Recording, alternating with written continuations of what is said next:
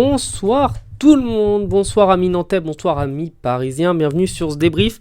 Bien que je porte ce maillot, cette veste du PSG, évidemment j'essaierai de rester objectif, c'est le but dans mes débriefs quand je parle des matchs, de rester le plus objectif possible. Donc on va parler seulement de la deuxième mi-temps du match parce que j'ai pas pu voir la première, mais tout ce que j'ai vu c'est que le PSG était ultra dominant sans jamais être vraiment dangereux et que la grosse occasion du match de la première période venait de Nicolas Pallois et d'un but refusé pour un hors-jeu. Bon, les Nantais diront qu'il n'y avait pas hors-jeu, les Parisiens diront qu'il y avait hors-jeu, mais le truc c'est que le joueur nantais qui fait la passe décisive, il est bel et bien en jeu, il a le pied qui est au niveau de la ligne, même pas de 6 mètres, mais de la ligne de sortie de but, et il est du coup en jeu, donc forcément, une fois qu'il est en jeu, si une balle vient vers lui et qu'il n'y a pas un joueur parisien en défense qui soit sur la même ligne, il y a forcément hors-jeu, donc but refusé de manière logique. Et en deuxième mi-temps, on est reparti sur des bonnes séries, c'est-à-dire que les Nantais en fin de match, en toute fin de première mi-temps, étaient apparemment très dangereux et les Parisiens sont partis en étant super dangereux. Les Nantais étaient super dangereux aussi et on a eu dans l'ensemble un match bien plus digne d'être un match de Coupe d'Europe que l'horrible match du PSG de mardi dernier contre la Real Sociedad où c'était vraiment un calvaire. C'était mercredi, mais c'était vraiment un calvaire à voir. Là, le match était super agréable et pour avoir un match agréable, de toute façon, il n'y a pas beaucoup d'ingrédients, c'est-à-dire qu'il faut deux bonnes équipes. Et il faut deux équipes qui ont décidé de jouer au foot. Donc les Nantais et les Parisiens ont fait une excellente prestation. On sent évidemment dans le jeu qu'il y a une légère supériorité en termes de technique et de qualité, même de l'effectif et du banc du PSG que Nantes. Mais ça, évidemment, c'est un secret pour personne. Par contre, dans l'envie, dans l'engagement, il y a vraiment des qualités très impressionnantes chez les Nantais. Le meilleur attaquant de ce soir, pour moi, c'est Nicolas Pallois, du côté des Nantais. C'est lui qui s'est créé les plus grosses occasions. C'est lui qui a été le plus dangereux, je trouve.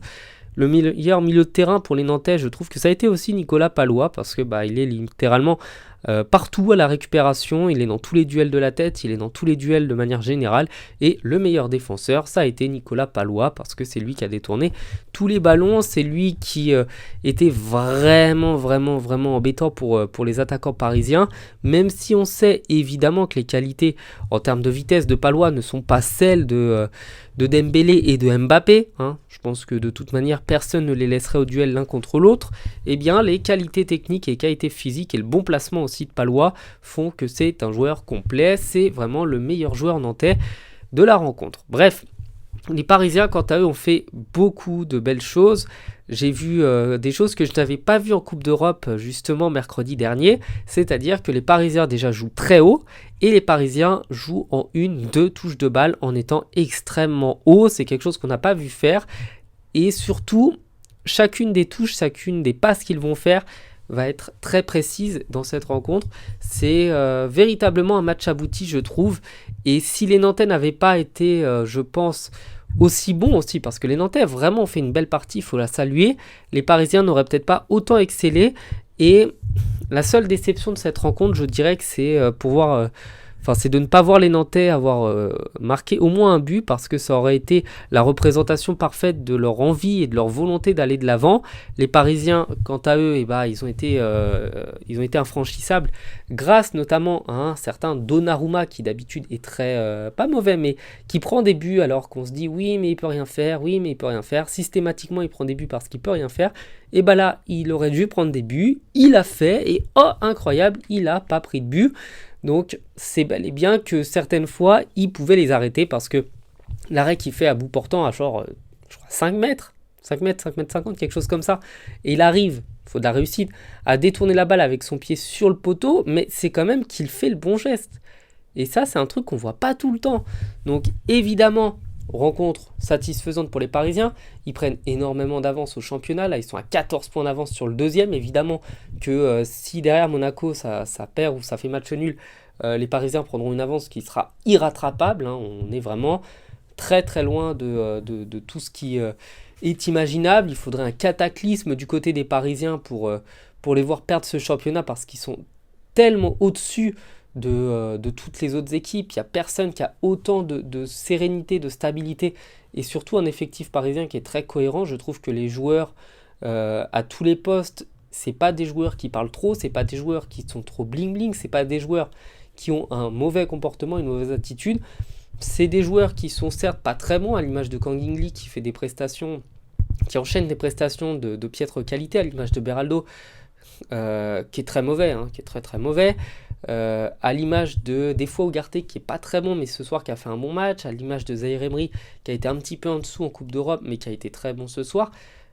En fait, c'est des joueurs qui sont pas les meilleurs du monde à chaque poste. C'est pas comme le PSG d'il y a quelques années où littéralement le PSG avait, je vous dirais, 3 des 11 meilleurs joueurs de la planète sur le terrain.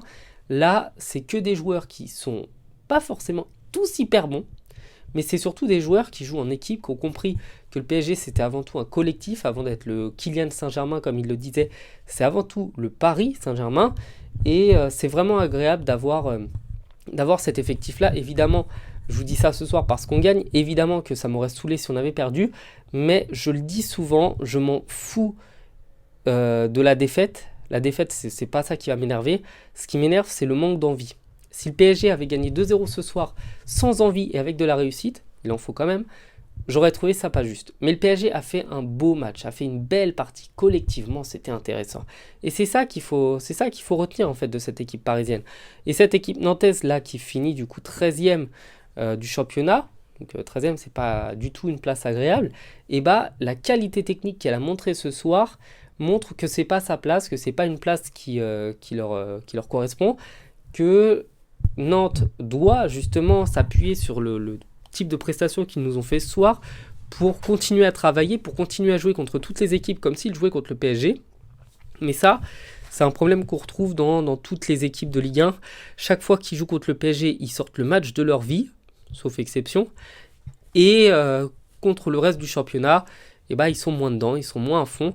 Et c'est vraiment ça le problème. Il faut que les Nantais, dans cette seconde partie de saison, se mettent à jouer contre les autres équipes comme elles ont joué contre Paris, parce que évidemment qu'il y a moins de qualité, je l'ai déjà dit, la qualité c'est quelque chose qu'on ne retrouve pas dans toutes les autres équipes de Ligue 1 non plus, mais il faut surtout de l'envie, il faut surtout maintenir ce niveau de jeu là, maintenir un pressing assez haut, maintenir une équipe qui joue haut aussi, qui ne compte pas que sur des contre-attaques et des vieux buts à la noix. Non, il faut vraiment une équipe qui construise quelque chose. Le jeu nantais, il y a une vingtaine d'années, on parlait de jeu à la nantaise parce que c'était une philosophie de jeu particulière. Et il faut que justement Nantes, pour espérer faire mieux que de ne jouer que le maintien, il faut absolument qu'ils maintiennent ce niveau de jeu-là. Je l'ai déjà dit, c'est très important. Les Nantais ne sont pas à leur place.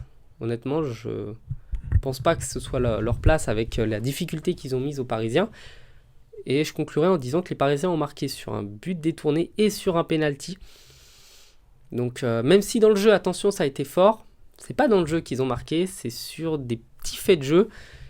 Et les Nantais n'ont pas marqué justement sur des petits faits de jeu. Donc attention à cette équipe nantaise qui fait plaisir à voir. Enfin voilà, bref, je vous souhaite de passer une bonne soirée, je vous dis à bientôt, ciao.